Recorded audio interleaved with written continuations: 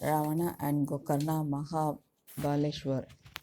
Ramharak Swami, through Trimurti was Siddha, having yogic power to do and undo things, why did he visit different holy places? And why did he prefer Gokarna to other places? What is its significance? Sri Siddha, I am much delighted with your question and am encouraged to narrate the incidents from Sri Guru's life. Sripad Sri Vallabha reached Gokarna, and on his way he made disciples and gave them divine advice. Gokarna is a sacred place of Sri Siva and one of the 12 famous Jyotirlingas. Sri Ganesh founded here the original linga image of Shiva. It is known as Mahabaleshwar, the tale of which I shall narrate to you now. Ravana's mother, Kaikaya, wife of Pulasti Manasputra of Brahma, was a great devotee of Shiva. She worshipped a new Shiva Linga every day. One day she could not get a new Shiva Linga. Fearing that her wrath would be futile, she prepared an earthen linga and began to worship it with devotion. Seeing this, Ravana asked her what she was doing. She said that she was worshipping a Shiva Linga. Ravana said, "You being my mother, it is a great misfortune that you should earthen Shiva Linga. Well, what do you intend to achieve by this worship?" Mother replied that thereby she will get a place in Kailas, abode of Shiva after death. Thereupon Ravana said, "Why do you take so much troubles? I shall bring Kailas itself to you." Saying this, he went to Kailas and began to shake it violently with his 20 hands. He tried to lift it up. Due to this action of this, 7 petals were shaken. Shesh moved his hood. The tortoise began to tremble with fear. Amarpur, capital of Indra, the king of gods, and heaven were shocked. Parvati went to Sri Shiva with fear and said, "What has happened to Kailas today?" When everyone was distressed, "How are you lying at ease? Please do something to check this calamity." Sri Shiva said to her, "You need not be anxious. Ravana, one of my devotees, is playing a game." Parvati entreated, "Kindly protect the gods who are terrified." Sri Shiva pressed Ravana's 10 heads and 20 hands underneath the Kailas. Finding himself in distress, Ravana uttered, "Shiva, Shiva," and further prayed, "Sri Shiva, I have made a mistake. Forgive me. I seek your shelter. Kindly do not kill me, your devotee." Sri Shiva, who is very simple and kind, was pleased by his prayer. So he took him up from beneath breath. Ravana then cut his head, turned his hands into violin. He attached his intestines to serve as musical wires. He then began to chant Samveda and sing other ragas on the tune of his musical instrument. He praised Sri Shiva in 9 ragas and 36 ragas. Being much pleased by Ravana's performance, a great personal sacrifice, Sri Shiva appeared before him and said, "I am much pleased. Ask for whatever you desire." Ravana said, "O God of gods, Lakshmi is my maid servant. I possess all the 8 treasures. Brahma is my priest, and all 33 crore gods are serving me day and night. The sun, the moon, the Varuna, and the wind also obey me. Agni, fire god, washes my clothes. Yama does not take away anybody without my permission. Indrajit is my son, and Kumbhakarna is my brother. Kamadhenu is at my doors. Now I have to come to take away Kailas with me, as my mother has accepted a vrat to worship you daily. Kindly fulfill my mother's desire."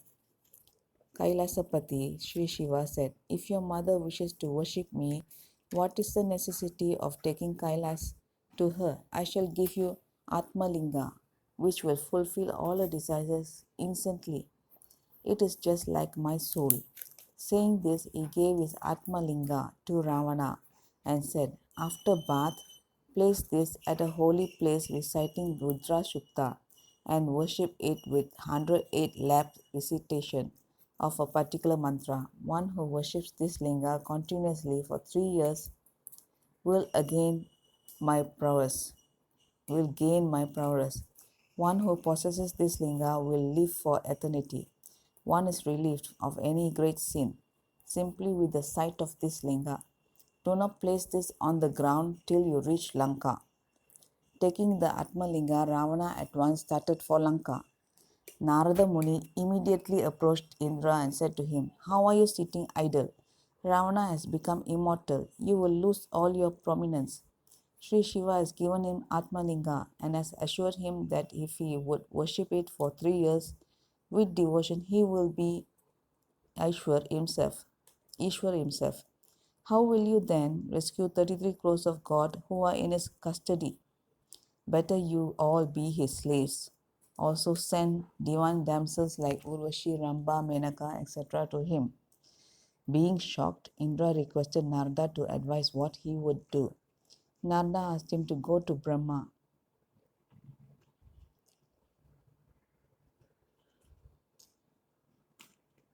and narrated what had happened. Then, accompanied by Indra and Narada, Brahma went to Sri Vishnu and requested him to devise some means to overcome this calamity. Sri Vishnu was enraged to hear this tale. He, with all others, immediately went to Sri Shiva.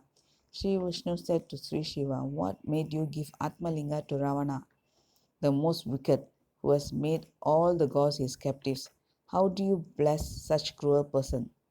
Now he will conquer even heaven." Sri Shiva said, "I was extremely pleased with his devotion.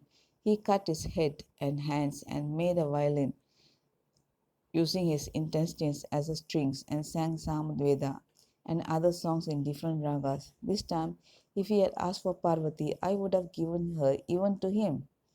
Sri Vishnu said, "You gave such blessings and the demons become impotent, and then we are troubled, much as they harass the gods and Brahmins.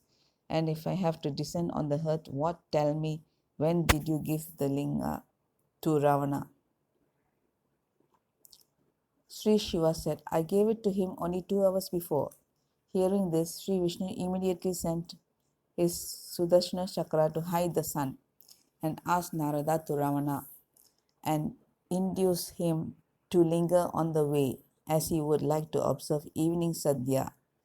Then he called Ganesh and said to him, "Ravana always disregards you. All bow to you first, and you fulfill their desires. While those who speak ill of you, you bring obstacles in their undertakings. Ravana deceives Sri Shiva and has taken away from him the most valuable Atmalinga. So you should go to him in form of a brahmachari boy, and winning his confidence, take the Atmalinga from him at sunset, when he would engage himself in the evening Sandhya and place the linga on the earth. If you do so, the linga will remain there." Saying this, Sri Vishnu gave Ganesh various sweets, till balls, gur, coconut, kernel, milk, ghee, sugar, etc. Narada has already proceeded. Ganesh followed him hurriedly. Narada approached Ravana and said, "I had just been to Kailas and knew that you pleased Sri Shiva by your hard penance and have brought his Atmalinga from him. You have obtained extraordinary power and strength due to this. This linga has great significance. Please let me see the linga. I shall explain to you all its qualities." As Ravana did not believe Narada, he showed him the linga from a distance. Narada asked, "Do you know when and how this linga came into existence?" This is a very interesting account. A black skinned bright deer, having all fragrant things, was lying in Brahman Khan Brahma. Brahma, Vishnu, and Mahesh once went out there for hunting. They killed this deer and satisfied their hunger with its flesh. The deer had 3 horns on his head and 3 lingas below. Each one of them took 1 linga and preserved it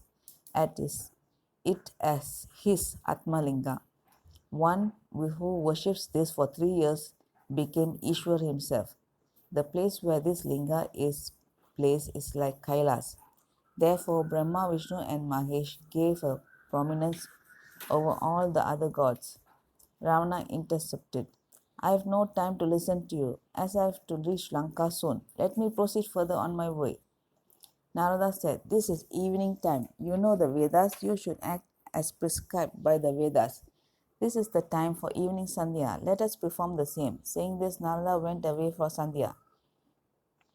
In the meantime, Ravana saw Ganesh in the form of a brahmachari boy who was plucking durvas, a particular grass. Ravana thought that this boy would not deceive him. Better observe Sandhya entrusting the linga to that boy. So thinking, he approached Ganesh, who was afraid to see Ravana with 10 heads coming to him. But he began to run away. Ravana asked him, Who are you? Who are your parents? Ganesh said, Why are you inquiring? What does my father owe you? Ravana smiled and said, Don't be afraid of me. I am asking this only out of curiosity. Ganesh replied, I am the son of Sri Shiva. He has ash marks all over the body, has a necklace of Rudra beads around his neck, and bare hair locks on his head. My mother is Parvati. My father rides a bull Nandi with my mother and begs for alms every day. Ravana said, Your father is a pauper. He begs for alms from door to door. So it seems that you are unhappy at home. Inside, in a beautiful city Lanka, rich with magnificent buildings, gardens, and other wealth, you live with me. I shall give you whatever you desire. Ganesh said, There are many Rakshasas in Lanka. They will devour me, a boy living in forest. Hence, I would not come to Lanka. I am hungry, and so I am eating these sweets. Ravana again entreated him to hold the linga in his hand till he observed Sandhya. Thereafter, Ganesh said with hesitation, I am an ignorant boy. I won't hold this linga in my hand, as it may be heavy. Let me go to my place. Still, Ravana persuaded him and induced Ganesh to hold the linga, and he proceeded to observe Sandhya on the seashore. Ganesh warned him, Mind, as soon as I feel the linga heavy, I shall place it on the earth. Saying this, Ganesh took the linga and waited there. All the gods had gathered in the sky and were witnessing this event. When Ravana was offering argyas, water ablutions, to fire god, Ganesh called Ravana and said that he is fatigued and he should take this linga from him soon. Ravana made signs by hand and asked him to wait a little more of time. After a while, Ganesh again called Ravana and asked him to come immediately, as it was becoming unbearable for him to hold the linga. Ravana was meditating this time. Seeing that Ravana was not coming, Ganesh recollected Sri Vishnu's words and placed the linga on the ground in the presence of the gods in the sky. All the gods were greatly pleased to see this and showered flowers in the head of Ganesh in admiration. Soon after, Ravana returned, and seeing that the linga was placed on the ground, he was much annoyed. He began to thrash Ganesh in wrath. Ravana tried his best with all his might to lift up the linga. The earth trembled, but the linga could not be shaken a bit. As Ravana tried to lift it up by screwing, it took the shape of an ear of the cow, and so it is known as Gokarna. And as Ravana exercised all his might to lift it up, it is called Mahabaleshwar. In despite, Ravana then went to the forest for hard penance. There are many other incidents signifying the greatness of this holy place. This is narrated in Skanda Purana.